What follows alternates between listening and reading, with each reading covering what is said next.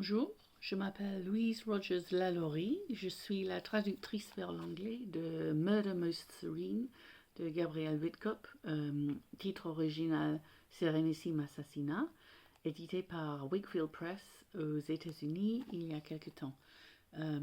Suite à la lecture de l'incipit de ce texte par Karine Knud sur le site de la Société des Amis de Gabrielle Wittkop il y a quelque temps, je pensais peut-être vous lire ma traduction de ce même texte en anglais que voici.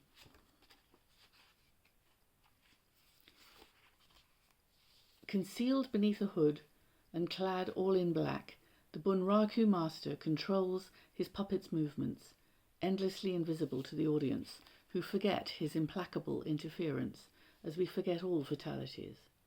The figures breathe, walk, shudder and lie, love or kill one another, laugh or sob, but they do not eat, apart from the occasional morsel of poison. This, then, is how it shall be.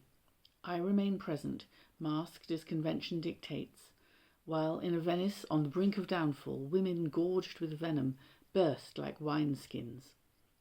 I enjoy presenting their spectacle, and I watch it too, my own spectator. If, contrary to the laws of Bunraku, my figures eat or drink, it is only the better to foil conjecture. We shall not always know whether the dishes are harmless.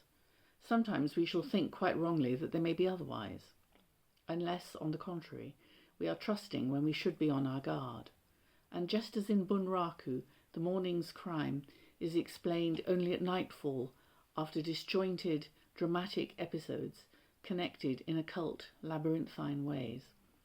So here, the action will unfold in two tempos, passing from 1766 to 1797, as I see fit. One of these tempos is extremely slow because it extends over a great many years. The other is, on the contrary, very quick, moving briskly from one date to the next, rather like a long jumper leaping over broad chasms in a single bound, then trotting before leaping again, and in this way traversing vast expanses of desert. The recourse to universal economy in curved space, the infrangible space-time that we so childishly seek to adjust to our own measure, permits no extension, besides which any attempt to translate the notion of time is doomed to failure, so that we must settle for the artifice of a chronology obeying nothing but the imagination. And since shortcuts and compressions can never quite exclude pulverization or shattering, we shall be mindful of the infirmity inherent in systems of dating.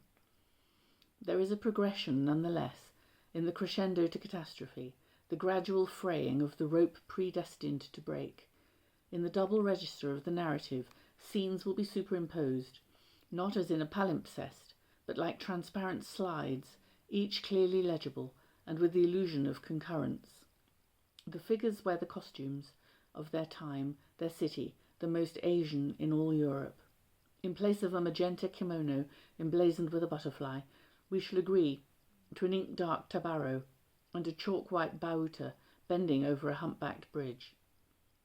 In this metropolis of masquerades, whispered denunciations and informants, Alvise Lanzi's successive widowings become mysteriously intertwined.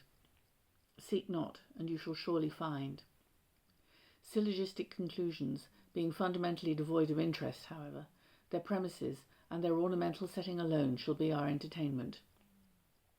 A fine setting indeed, Venice purple and gold, with her shot taffeta skies, her leaden skies, a shriek of death in her shadows, the horror of one who discovers a lethal incandescence in his own gut.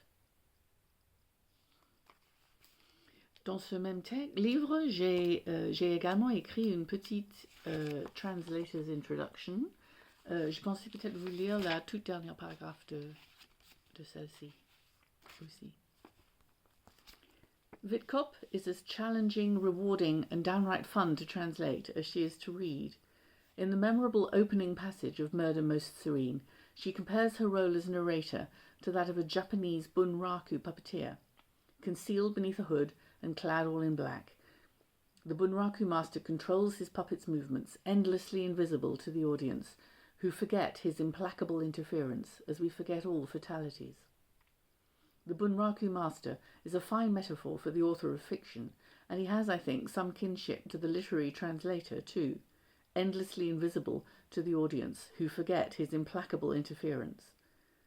Like him, the translator remains present throughout, assiduously plying his or her craft, but masked as convention dictates. Implacably interfering or otherwise, we aim to provide a serviceable vehicle for the journey from the finely crafted husk of the original text to its core. Merci Gabrielle pour ce texte.